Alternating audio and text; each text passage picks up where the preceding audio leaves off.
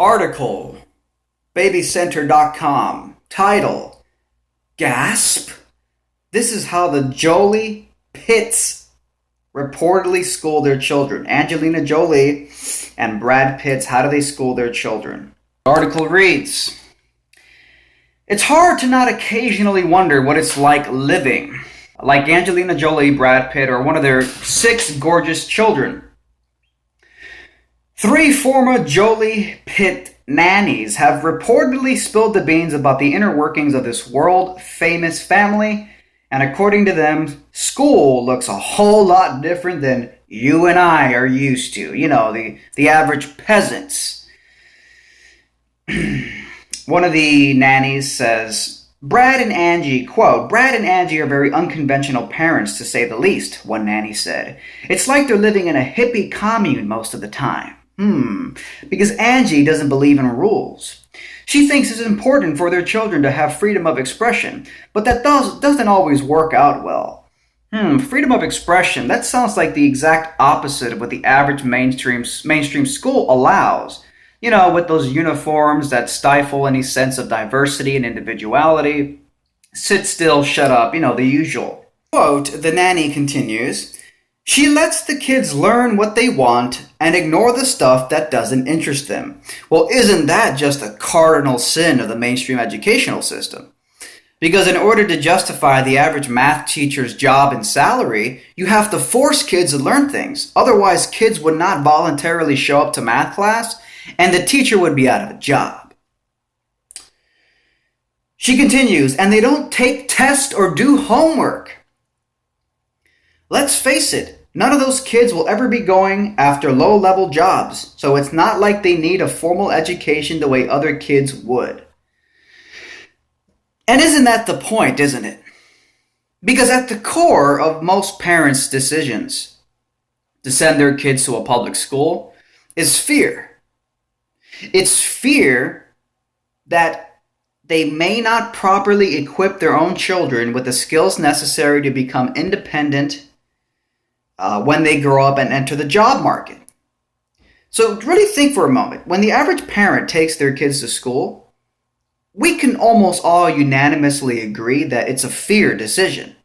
Because most people hate school. Drop your kid off at school the first day, they'll cry, they'll feel like they're in a prison. Most kids hate school. It's considered boring. It's considered dull. You're surrounded by a bunch of strangers. And not that there's anything wrong necessarily with being around people you don't know. A lot of people like to make the argument that school's a good thing because you get to socialize and learn social skills. Well, that's wonderful. You may learn social skills when you're forced to be around a bunch of people you have nothing in common with, sure. But is that the purpose of school? No, it's not. You don't get graded on your social skills. You get graded in your capacity to memorize mostly stuff you have no interest in and will probably never use. So the idea that, a good justification for school is socializing, well, that's not what you're there for. So why don't we focus on what the stated purpose of school is? To learn beneficial things. But no, the average parent is driven by fear. So that's the fundamental problem here, is that a lot of parents say, well, if I don't take them to school, how are they going to be prepared for anything in life? Well, you see, that's the paradox. Why do you think it is that Brad Pitt and Angelina Jolie reportedly don't put their kids in traditional school? In fact, Will Smith and his wife, they don't put their kids in traditional schools either. In fact, Jaden Smith, I believe is his name, which is the son of Will Smith. He's about 16 years old. A couple of years ago, he sent out a few tweets saying that the mainstream school system is slavery, it's brainwash, it's not good for kids, it's destructive. And he's not in a traditional school. So why is it that consistently wealthy, privileged people do not put their kids in the mainstream school system? People say, it's because they're privileged and they have enough money to take that risk. Risk. Again, the average parent's decision to put their child in school is about avoiding risk because they're afraid.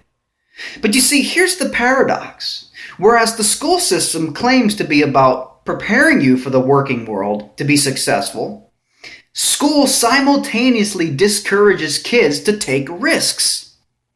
Risks are fundamentally discouraged, and yet risk-taking is an essential quality of some of the most successful, whatever your definition of successful is, people in the world. If you're taking the mainstream definition of success, which is you make a lot of money, well, risk-taking is essential.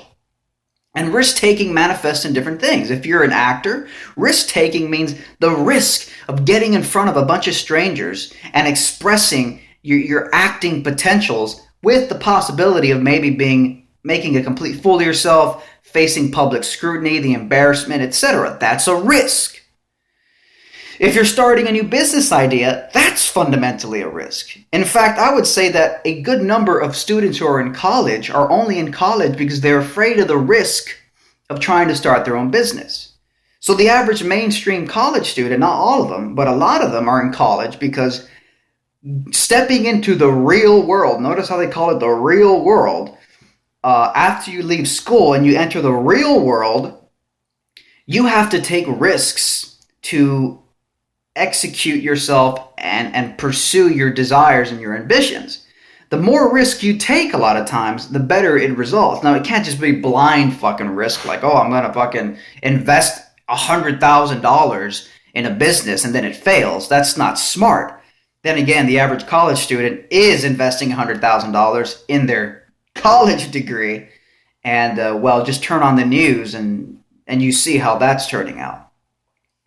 So the school system says you shouldn't take risks. It gives you an F if you think outside the box. It's all about regurgitation. Sit down, don't think originally, which is fundamentally a risky thing to do. Instead, open up the textbook and memorize and regurgitate the risky ideas that people from 200 or 2,000 years ago came up with that got them into textbooks that now you're memorizing out of in the first place. The truth is that I don't think, if I ever have kids, I don't think I could ever in good conscience drop them off at a public school. I just don't think I could do that. It's just, given my traumatic experience in the prison-like school system, which is reflected unanimously in culture. All right, some people try to, I like school. Okay, you like what? Socializing with friends? That's cute and all, but you could have done that outside of school, and that's not the stated fucking purpose of school, is it? So I don't think in good conscience I could ever drop my kid off at a public school. I feel like I would be betraying him. And honestly, I think if I have kids, the way that I would raise them is that I would not force them to learn a bunch of shit they have no interest in and will probably never use.